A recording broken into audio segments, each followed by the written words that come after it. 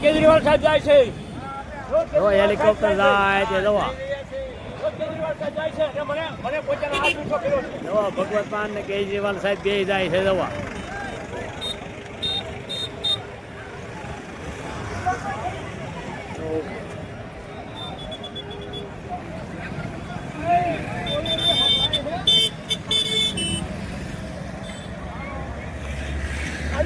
ખેડૂતની તો વાત જ મારા વંદે માતરમ વંદે માતરમ. આજ રોજ સુદામડા ગામે માનનીય શ્રી કેજરીવાલ સાહેબ આવ્યા, જે ખેડૂતોની માટે અન્યાય એટલો બધો અત્યાચાર થઈ રહ્યો છે તો ખેડૂતોને જાગૃત કર્યા છે. તો ખેડૂત જાગો, ભાજપ ભગાવો એવો અમે આજ રોજ નારો પણ બોલી રહ્યા છીએ. હજારો ખેડૂત આવ્યા, લાખો ખેડૂત આવ્યા. આજે આની અસર દરેક ગુજરાતમાં તો લાગુ પડશે, પણ આના માટે આખા દેશે નોંધ લીધી. હળદર ગામમાં ખેડૂતોનો જે એટલો બધો અત્યાચાર કર્યો, ખેડૂતોને એટલા માર્યા કે હું તો એમ કહું આ લોકો અમે ખેડૂતો રાક્ષસો છીએ. આ હરામખોર લોકોએ કાયદો હાથમાં લઈ અને અમારા ખેડૂતોને માર્યા, તે બદલ અમે દુઃખ વ્યક્ત કરવી છીએ. આજે હજારો ખેડૂતની વેદના, આજે ખેડૂતે પોતપોતાની વેદના ઠેલવી ને વાત રજૂ કરી અને આ વાત આમ આદમી પાર્ટીના અગ્રણી એવા અમારા કેજરીવાલ સાહેબ, તેમજ અમારા મહેમાન માન સાહેબ, તેમજ અમારા પ્રતિનિધિ ગોપાલભાઈ ઇટાલિયા, તેમજ અમારા ઈશુદાનભાઈ ગઢવી, તેમ અમારા રાજુ કરપડા, તેમ અમારા રામભાઈ, તેમ અન્ય અમારા નાના મોટા કાર્યકર્તાઓ ગુજરાતમાંથી ઉમટી પડ્યા છે. અને આની નોંધ વિશ્વ લેવલે લેવાની છે કે આ લોકો ખેડૂત માટે એટલો બધો અત્યાચાર કરે છે, એટલો બધો જુલમ કરે છે. હું તો એમ કહું આવો તો રાજાશાહીમાં જુલમ નહોતો, આવો જુલમ રાજાશાહીમાં નહોતો. ખેડૂતોને ભેગા ન થવા દે. આ મોંઘવારીની વાત કરો તો ખેડૂતોને એટલું બધું,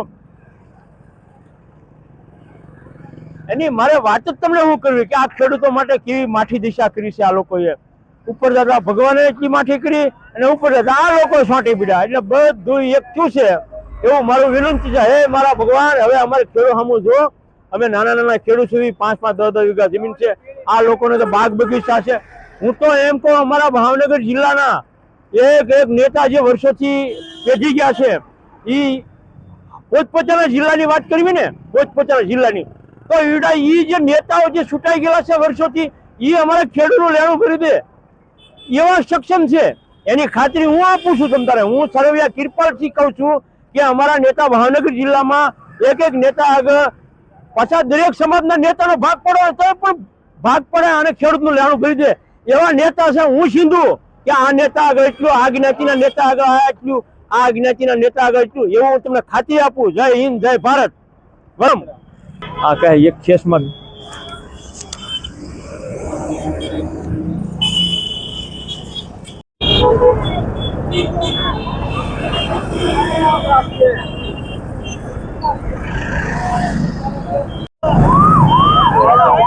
જય હિન્દ સાથીઓ, હું પ્રવીણ મકવાણા, આમ આદમી પાર્ટી શહેર પ્રમુખ.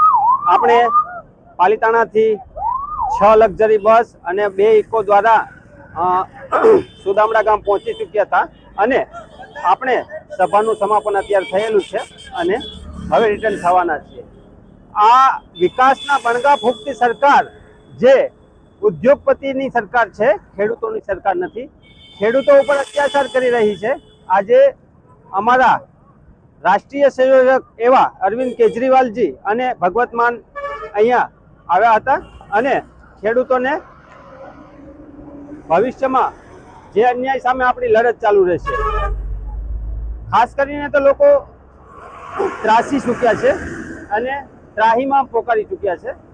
એટલે આવનારા સમયમાં આપણે આ ઉદ્યોગપતિની સરકાર એવી ભાજપ સરકારના મૂળિયા ખેંચીને 2027માં આપણી સરકાર બનાવવા માટેના પ્રયત્ન છે અને આવનાર સમયમાં આ ભ્રષ્ટ ભાજપને આપણે હટાવવાની છે.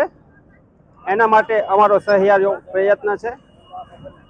ભારત માતા કી જય, વંદે માતરમ, જય જવાન, જય કિસાન.